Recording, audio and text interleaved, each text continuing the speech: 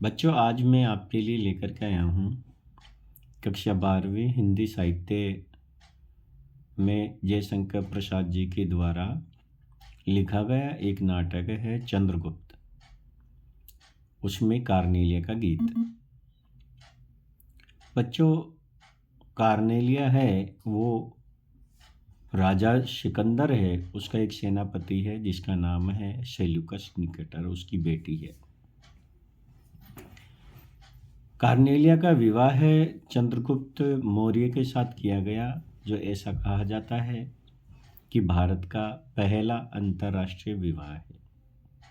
इसमें कहा गया, इस नाटक में, और जो नाटक का गीत है कार्नेलिया का गीत, इसमें कहा गया कि अरुण यह मधुमेह देश हमारा, जहाँ पहुँचे अनजान क्षितिज को मिलता एक सहारा। भारत देश मधुरता से युक्त है।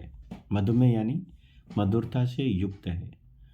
अरुण यानी सूर्योदय के समय जो लालिमा छाती है, उस समय बहुत ही मधुरमय वातावरण इस भारत की भूमि पर देखने को मिलता है।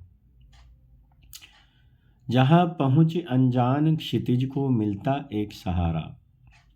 इस भारत की भूमि पर कोई भी व्यक्ति कहीं से ही आए, उसको यहाँ आकर के सहारा मिल जाता है।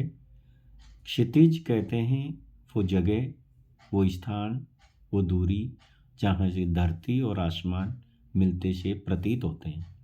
यानी कि कहीं से कितनी ही दूरी से कोई व्यक्ति आए, उसको इस भारत की भूमि पर आकर के शरण मिलती है, आश्रय मिलता है।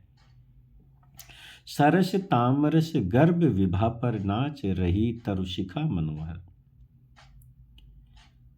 यानी कि जो जयशंकर प्रसाद जी है, वो कह रहे हैं कि जब सुबह होती है तो पेड़ों की जो पत्तियां है उसके ऊपर सूरज की रोशनी नाच रही होती है, और उन पत्तियों से छिनकर सूरज की जो आभा है, रोशनी है, वो कमल की पत्तियों पर, कमल के पुष्प पर गिर रही होती है, जो बड़ी आकर्षक और तांबे जैसे रंग की, ताम्र रंग में हमें दिखाई देती है।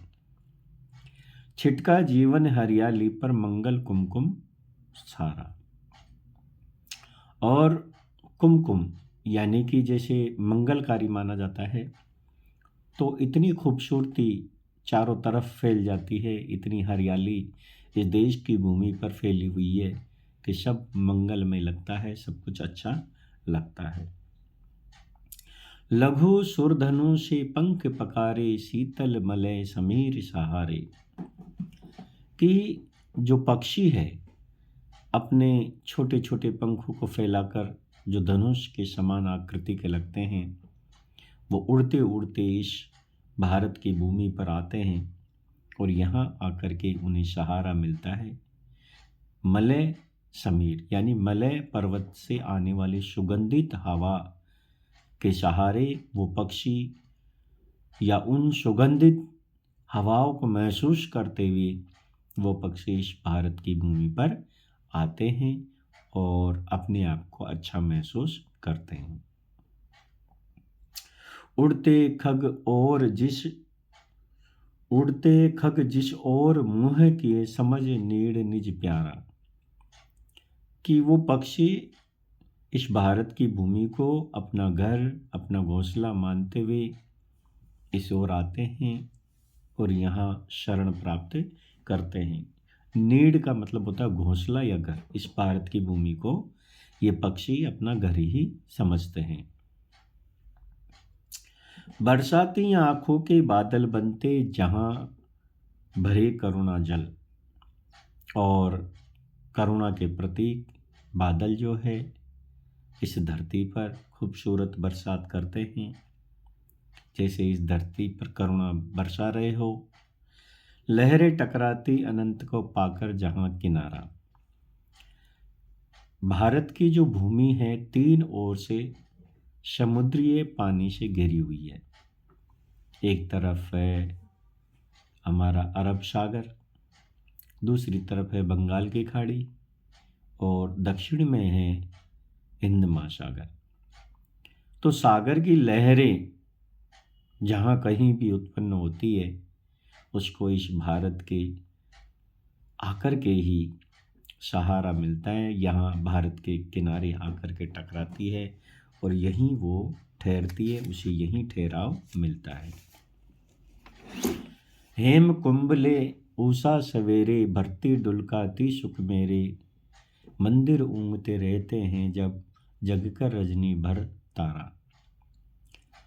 कवि जयशंकर प्रसाद जी कहते हैं कि हेम कुंभ यानी कि जो स्वर्ण कलश समान सूर्य इस भारत की भूमि पर सुख समृद्धि बिखेरता है, आनंद बिखेरता है। और जब रात का समय होता है, आरती हो जाने के बाद सारे मंदिर शांत हो जाते हैं, तो ऐसी अवस्था में आसमान में चमकने वाले वो तारे रात भर चमकते रहते हैं। रात भर ऐसे लगता है जहाँ मंदिर ऊँघते हैं, जहाँ सो जाते हैं मंदिर, जहाँ सुनसान हो जाते हैं, वहाँ आसमान में तारे हैं, वो रोशनी करते रहते हैं, जगमग रहते हैं और इसकी सुंदरता को बढ़ाते रहते हैं। बच्चों, इस पाठ के अंदर मानवीकरण, अनुप्रास और उपमा अलंकारों का प्रयोग किया गया है, श्रृंगार रस का प्रयोग किया गया है और भारत भूमि का वर्णन किया गया है। उम्मीद है आपको ये समझ में आया होगा। और बच्चों, इस चैनल को आप ज़रूर सब्सक्राइब करें, लाइक करें और अधिक से अधिक लोगों को शेयर करें। धन्यवाद। जय हिंद, जय भारत।